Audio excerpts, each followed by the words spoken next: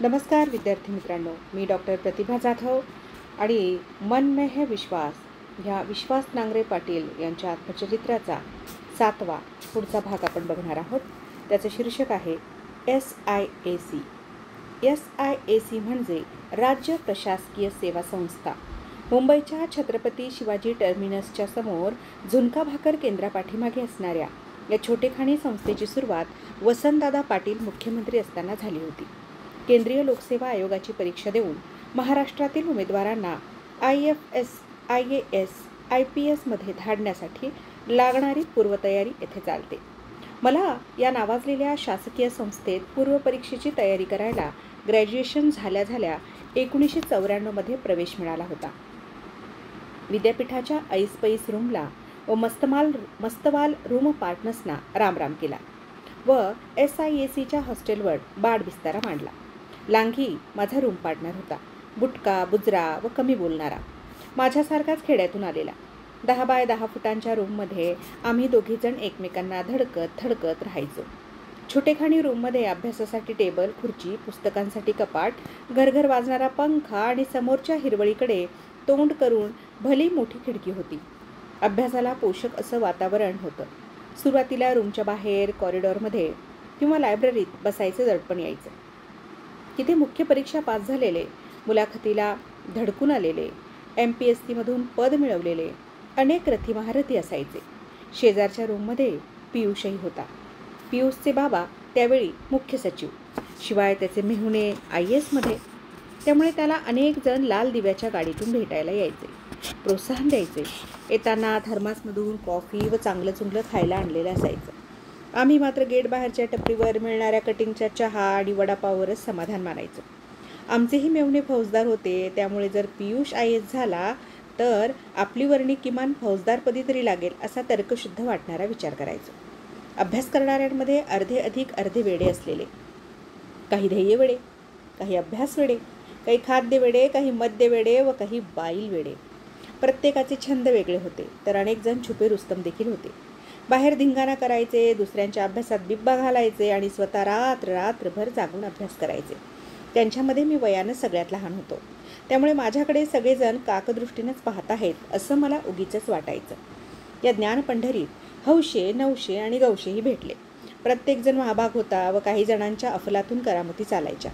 बापूनं प्रण केलेला की IPS होई तोपर्यंत पायात चप्पल घालणार नाही. त्यानं व्हिजिटिंग कार्डही छापून घेतलं होतं आणि नावासमोरची जागा कोरी ठेवली होती आणि तो हे कार्ड देताना IPS हे मोकळ्या जागेत लागणार आहे हे आत्ताच समजून घ्या असा इशाराही देईल.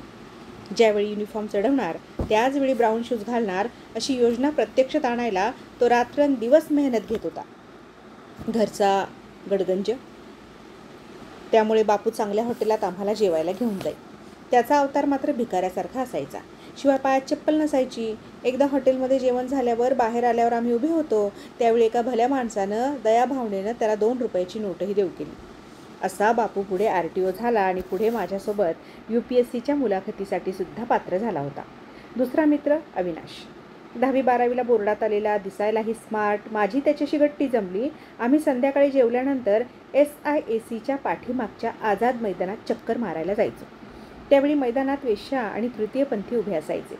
चंदूरकर नेहमी त्यांची छेड काढायचा. आम्ही घाबरून जायचो. एक दिवस चंदूरकर नव्हता आणि आम्ही 3-4 जणांना तृतीयपंथीयांनी अडवून शेलक्या शिव्या दिल्या. अविनाशला तर काय रे शाहरुख खान, तेरे नखरे दिखाना असं म्हणून त्याच्या अंगालाही खेटले. अविनाशच्या अंगाचा तिळपापड झाला. त्यावेळी जवळच उभे असलेल्या पोलीस हवालदाराजवळ जाऊन तक्रार केली, पण त्यानं आम्हालाच दम भरला.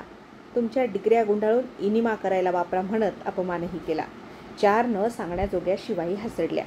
आम्हाला हे मूग गिळून गप्प बसायचं नव्हतं, पण पाणउतार्याचा व सार्वजनिक ठिकाणावरील या बेशिस्तीचा वरिष्ठ अधिकाऱ्यांना जाब विचारायचा निर्णय आम्ही घेतला. अविनाश व मी अट्टहासानं DCP झोन 1च्या ऑफिसमध्ये गेलो. तिथेही पाहतो तर काय, या पोलीस उपायुक्तांच्या ऑफिसच्या खालीही ओळीनं वेश्या उभ्या होत्या. आपल्याला काहीही दाद मिळणार नाही व आपली डाळ शिजणार नाही याची खात्री पटली. आपण ज्यावेळी योग्य उंचीवर जाऊ त्यावेळी रस्त्यावरच्या या सगळ्या कुरूप अंगाला शिस्त लावू असा काहीतरी विचार करून मूग गिळून गप्प राहिलो. 2007 साली ज्यावेळी DCP म्हणून याच ऑफिसमध्ये दक्षिण मुंबईचा चार्ज घेतला त्यावेळी फोर्टच्या रस्त्यावर वेश्या उभा राहणार नाहीत हे माझं पहिलं पाऊल होतं. CSTच्या स्टेशनच्या वर्दळीत SIAC हा छोटेखानी शांत कॅम्पस होता. त्यात साधारण आझाद मैदानाला लागून बऱ्याक वजा 10 ते 12 रूम होत्या. प्रत्येक रूममध्ये पुस्तकांच्या गर्दीत 3-4 जण दाटीवाटीने झोपलेले किंवा पुस्तकात तोंड घुसवून कोपऱ्यातल्या खुर्चीत बसलेले असायचे. प्रत्येक वेळी वेगळे चेहरे रूममधून दिसायचे, कारण पॅरासाईटची संख्या राहणाऱ्या मुलांच्या तुलनेने अधिक असायची. बागडे नावाचे हॉस्टेल वॉर्डन होते. मस्त वाढलेली दाढी, विजार सदरा, कपाळावर लांबलचक टिळा, पहाडी आवाज. ते सरकारी नोकर कमी तर मुंबईतले गुंडसदृश्य राजकीय कार्यकर्ते अधिक वाटायचे. मनाने भला माणूस, त्यामुळे पॅरासाईटची गर्दी दिसली तरी ऑफसाईट ठेवायचा. अभ्यासासाठी अनेक चांगली ग्रंथालये आसपास होती, पण SIACच्या छत्रछायेखाली बाकड्यावर बसून अभ्यास करायला परीक्षार्थीची जी गर्दी व्हायची, मिनमिनत्या बत्त्यांमध्ये हवेपेक्षा आवाज जास्त देणाऱ्या मळकटलेल्या पंख्याखाली लुंगी बनियनवरची फौज दिल्लीस्थित वाजीरामरावच्या नोट्सचं मराठीत भाषांतर करत बसलेली दिसायची. नरम परिस्थितीतून आलेले पण सुपीक डोक्याचे आणि गरम मिजासाचे बुद्धिजीवी प्राणी इथे नवनवीन प्रयोग करताना दिसायचे. अनेक जण क्रांतिकारीही होते. रवी गायकवाडनं देशाच्या घटनेचा पुनर्विचार व्हायला पाहिजे म्हणून स्वतः नवीन मसुदा लिहायलाही घेतला होता. त्यावेळी MPSCमध्ये घोटाळा झाल्याच्या चर्चा सतत कानावर पडायच्या. त्यामुळे काही जणांनी अभ्यास सोडून हायकोर्टात रिट दाखल करण्यासाठी तयारी सुरू केली होती. हेमंत मुंबईत कुठे चक्रा मारायचा ते कळायचं नाही, पण रात्री परत आला की त्याच्या कृष्ण कर्तृत्वाच्या अशा मोठ्या मोठ्या बढाया मारायचा की आम्ही मात्र लुंगी सांभाळून त्याच्या हुशारक्या पचवण्याचा प्रयत्न करायचा. मराठी साहित्याचा अभ्यास करताना वाचलं होतं की प्रतिभा ही वेडाची बहीण असते. थोडक्यात अशा नवनव्या वेड्या प्रतिभावंतांची मांदियाळी या SIAC रूपी पंढरीमध्ये दरवर्षी भरते. त्यातले काही आरंभशूर असतात तर काही घोकमपट्टी करणारे असतात, काही नक्रार शुगाळणारे असतात, काही प्रचंड मेहनत घेणारे असतात. परिस्थितीचे हेलकावे घेणाऱ्या गलबतातून आयुष्याचे चटके सोसत इथपर्यंतचा प्रवास पुढे कोणत्या गर्तेत नेईल हे अनेक जणांना माहीत नसतं. मीही त्यातला एक सहप्रवासी होतो. तुलनेने कमी शिकलेला, कमी वयाचा, कमी अनुभवांचा. त्यामुळे इथल्या बुद्धिजीवी गर्दीमध्ये घालमेल व्हायची. जीव गुदमरायचा. कधी कधी आपणही वेडे होतोय की काय अशी भीती वाटायची. एखादं नवीन वाद्य वाजवायला शिकताना भसाडे व बेसूर आवाजच बाहेर पडतात तसं सुरुवातीला होत होतं. नेमका सूर आणि लय सापडतच नव्हती. अभ्यासाचा प्रयत्न करतच होतो पण आत घुसत नव्हतं. शहा सर, घोलकर सर इतिहासाचे धडे द्यायचे.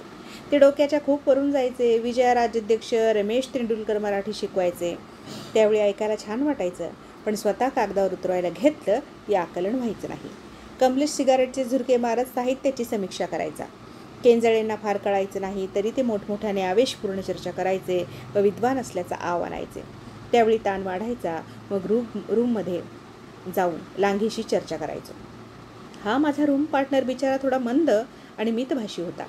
त्यामुळे त्याच्याशी बौद्धिक तुलना करून घेतल्यावर थोडंसं हायसं वाटायचं. वयाने जास्त व दिसायला थोराड अशा 6-7 मुलीही आमच्या बॅचमध्ये होत्या. त्यातल्या बऱ्याच जणी बहुधा परेशान दिसायच्या. संध्याकाळी टेलिफोन बूथसमोर लाईन लावून उभ्या असलेल्या दिसायच्या. या बेभरवशीच्या चक्रव्यूहातून यशस्वी होऊन बाहेर पडणं हा परिश्रमाबरोबर नशिबाचाही खेळ होता. त्यामुळे मध्यमवयीन कुटुंबातील मुलींना स्पर्धा परीक्षेची तयारी करताना घरच्यांची रुजवात घालायला अनेक क्लुप्त्या करायला लागतात. लग्नाचं वय निघून चाललंय आणि साहेब झालीस तरी अधिकारी असणारी शहाणी बायको मुलगा पसंत करील का? अशा वादविवादांना घरी सामोरं जावं लागेल. त्यामुळे आधीच गांजलेल्या परिस्थितीने बेजार या भगिनी SIACमध्ये आल्यावर अजून म्हाताऱ्या दिसायच्या. त्यात चुकून एखादी दमयंती जिचे वडील मुंबईमध्ये वरिष्ठ प्रशासकीय अधिकारी होते. इंग्रजी माध्यमात शिकलेली, दक्षिण मुंबईच्या उच्चभ्रू वातावरणात वाढलेली, स्वतः ड्राईव्ह करीत 800 मारुती 800 आमच्यासमोर पार्क करून ऐटीत उतरायची. तिच्या परफ्यूमच्या सुवासानं SIACमध्ये दरवळून जायचं व लांबलचक दलदलीमध्ये एखादं कमळ उमलावं तसं या कोंदटलेल्या वास्तूमध्ये होऊन जायचं. आम्ही खेड्यातले रंगीला छाप आमिर खान पत्र्याच्या पेटीत असणारा इस्त्री केलेला एखादा चिटाचिटांचा शर्ट घालून तिच्या समोर लायब्ररीत खुडबुडायचा प्रयत्न करायचो. पण तिची नजर नोट्सवरून हलायची नाही. ती लेक्चर अटेंड करून लायब्ररीत 3-4 तास अभ्यास करून तिच्या येण्या जाण्यात तिच्याकडे लक्ष ठेवणाऱ्या अनेक जणांच्या 3-4 दिवसांच्या अभ्यासावर बोळा फिरवून जायची. ती गेल्यावर आवंढे गिळत तिच्या हाय फाय गोष्टींची मागून पुढून चर्चा व्हायची. आमच्यातल्या एकाही जणाच्या हाती ही रूपगर्विता लागणार नाही याची आम्हा सर्वांना खात्री असूनही आमच्या आशा मात्र पल्लवित होत्या. तिच्या लाल रंगाच्या मारुती 800च्या आसपास आम्ही पुढच्या सीटवर कधी तिच्या शेजारी बसायला मिळेल का याचा कटिंग चहाचा घोट घेत मिटक्या मारत विचारच करायचं. मला आठवतं, योगायोगाने SIACच्या अंगणातील झाडाची मोठी जुनी फांदी तुटून तिच्या पार्क केलेल्या गाडीवर अचानक पडली. त्या दिवशी अनेक जणांनी त्या चेपलेल्या गाडीला पाहून दिवाळी साजरी केली होती. तिला मात्र काही फरक पडला नव्हता.